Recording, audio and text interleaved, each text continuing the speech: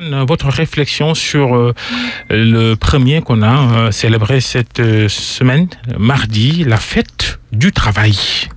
1er mai, fête internationale du travail. Tradition respectée au Palais de la République du Sénégal. Les centrales syndicales, après une matinée de marche, ont présenté leur cahier de doléances. Le décor était ainsi planté. Prise de parole des responsables syndicaux suivie de celle du chef de l'État. La tradition républicaine veut que les organisations patronales n'aient pas droit à la parole. Les patrons doivent se contenter d'écouter successivement et religieusement, sans piper mot, les syndicats et l'État incarnés par le président de la République. S'ensuit la remise des cahiers de doléances et la séance est levée. Situation paradoxale pour un ménage qui a toujours été à trois, État, syndicat, patronat. Un partenariat tripartite qui a porté mal son nom en la circonstance.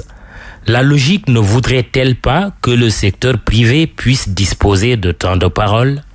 Ce ne sont pas les sujets qui manquaient le 1er mai à la salle des banquets du Palais de la République. En plus de l'augmentation du SMIG et du SMAG conclus entre les trois partenaires sociaux, il y avait une foultitude de sujets sur lesquels le secteur privé était interpellé et sa réponse attendue.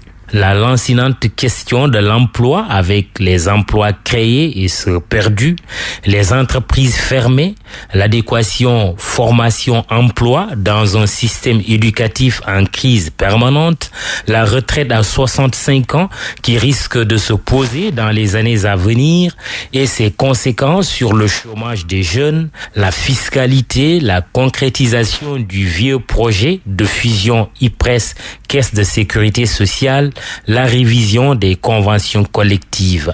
Sur toutes ces préoccupations et sur bien d'autres encore, la voix du patronat a manqué.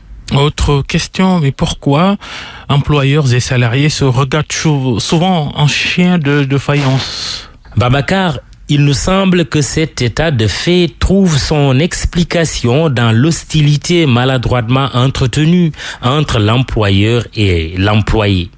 Dans l'esprit de certains, le travailleur et le chef d'entreprise ne peuvent être que des ennemis, alors que l'entreprise qui les unit et réunit les condamne à être des alliés. Une pensée de Sir Winston Churchill, ancien premier ministre de la Grande-Bretagne, berceau de la révolution industrielle, donne une indication sur la relation paradoxale au sein de l'entreprise.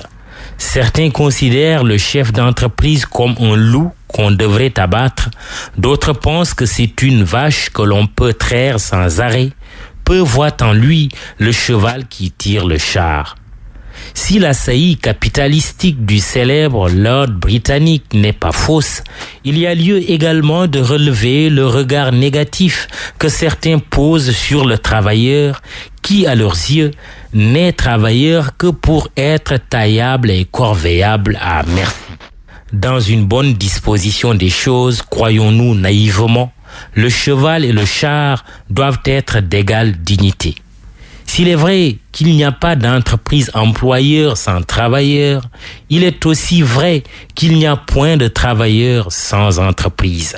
L'État, avec ses objectifs de croissance, de création de richesses et d'emplois, ne trouve son compte que dans une relation de confiance et d'équilibre restaurée au sein de l'entreprise. L'État, en passant, étant lui-même employeur. Cela passera d'abord par la correction de la maldonne du 1er mai en donnant la parole au patronat au même titre que les syndicats et l'État. Ici, tout le monde jouait le jeu de l'entreprise. L'entreprise ne doit pas être opposée au travailleur et le travailleur non plus à l'entreprise. Il y va de la survie de l'un et de l'autre, car l'un ne peut pas vivre sans l'autre. Mamadou Ibra Kane, merci pour cette